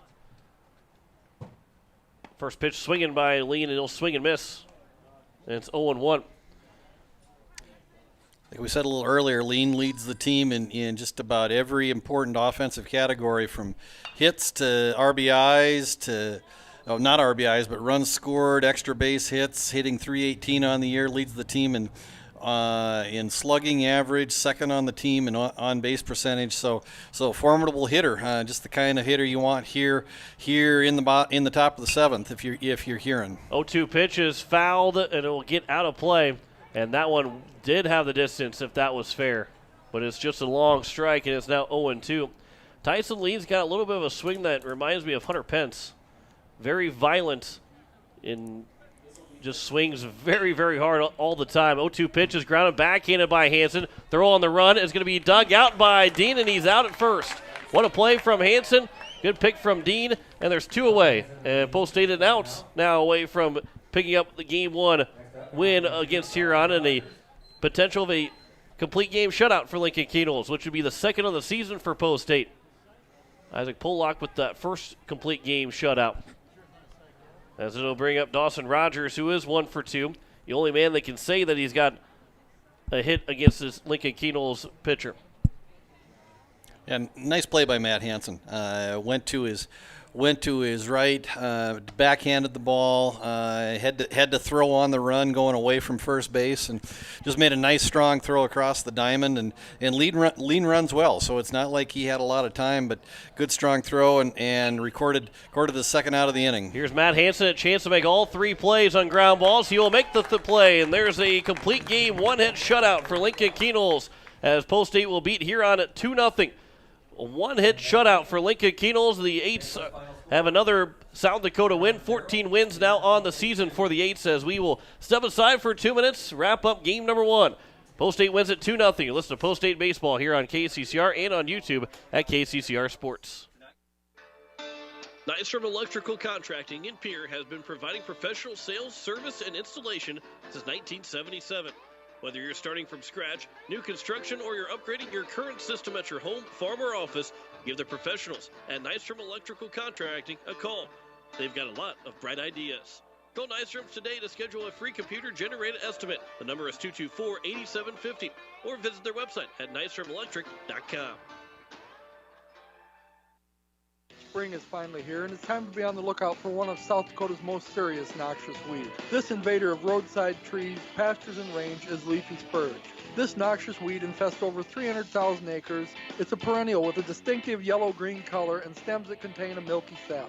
Roots can reach over 20 feet deep. There are several control options that producers can look at, including herbicide and biological control. If you have questions about leafy spurge, contact your local county weed and pest supervisor or the South Dakota Department of Agriculture. As long as you have a local cooperative, you'll never farm alone. At CHS Midwest Cooperative, our team is your team, ready to help you make the decisions that are vital to your operation. From the seed, plant health, and marketing the grain, to fuel to keep you running, the feed to supplement your herds, and the financing programs to make it all possible. We're here for you. Give CHS Midwest Cooperative a call today and let us show you the value of the co-op. Local, loyal, and trusted for generations. Service Master of Pierre. It's no secret we clean carpets professionally, but not many people know we clean furniture, kitchens, bathrooms, walls, floors, and windows. We also do fire and water restoration, plus construction cleanups. There's nothing we can't clean. Give Service Master a call at 224-9919. Service Master, the clean you expect, the service you deserve. Service Master, 224-9919. As we welcome you back here, Hyde Stadium, it is a final 2-0 win for the Eights over Huron.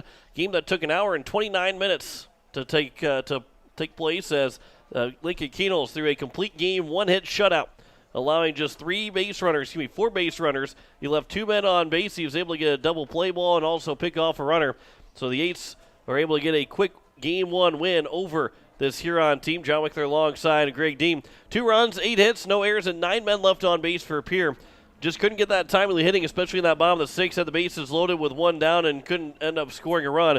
But the Eights do get that win, and thanks into that first and second inning where they scored a run each. Probably not the offensive output that Post State was hoping for in this ball game, but you got everything that you could ask for from your starting pitcher in Lincoln Kienholz. Yeah, and I think it was kind of a workmanlike performance from Post State. I mean, they got the win. That's the important thing. And they got a very good outing from Lincoln Kienholz. The complete game shutout, 7 innings, just the 1 hit, 3 walks, 6 strikeouts on the day for the rising junior. And so they took care of business in the first game. But like you said, I'm sure that Coach White, Coach Nas, probably looking for a little more offense out of this team here in game number 1. But give Huron credit. Johnny Hernandez threw a nice had a nice outing for Huron Post 7. 6 innings, 8 hits allowed, 2 runs, just 1 of them earned, 4 walks and 5 strikeouts, 88 pitches through 6 innings, through six complete innings for Johnny Hernandez. So well-pitched game on both sides, and Eight's come away with win number 14 on the year. And they will get another big win in South Dakota Legion play as now the unfortunate thing, though, and you got to make it happen, but Huron, if Post State wins another one, these wins get 41 points instead of the 44. You get 44 right now, but they will drop down to 41 points if you beat Huron the second game. Obviously, you want that to happen because you don't want to take a 33-point loss. But for Post State, this is a big, like you said, a workman-like performance. You took care of business here in game 1. I think Coach White, Coach Niles will be looking for this team to swing the bat a little bit better in game number 2. But a win is a win, and especially when you get a starting performance and a complete game performance like you did from Lincoln Kienholz, that's what you want from your starting pitchers. Yeah, and I think one of the things that we talked about during the game is the fact that a couple of miscues on the base pass probably cost the Eights at least 1, maybe 2, maybe even more runs, and so those are just unfortunately mental errors, and I'm sure that Coach White and Coach Nas probably, as this game got over, gave the boys a little something to think about, and just said that you need to clean up those kinds of mental miscues. So for Post 8, nice win here in game number 1. We'll see if they can go back out here in this 100-plus degree heat and try to get it done again in game 2 with Jack Van Camp on the mound. As Post State will be looking for a sweep of Huron. We will step aside. We will send things back to the studio as it will be. We'll hear from News Director Zach Nelson in his weekday news, as I didn't get a chance in that 5 o'clock hour. But we will return. If you're watching on YouTube at KCCR Sports, we will end the broadcast, and then we'll pick back up game number 2 here in just a little while. But Post State will win game number 1, 2-0 behind a complete game, 1-hit shutout from Lincoln Kienholz as the Eights win it 2-0 over Huron. We'll step aside for 3 minutes, come back with News Director Zach Nelson and his news. You're listening to Post State Baseball here on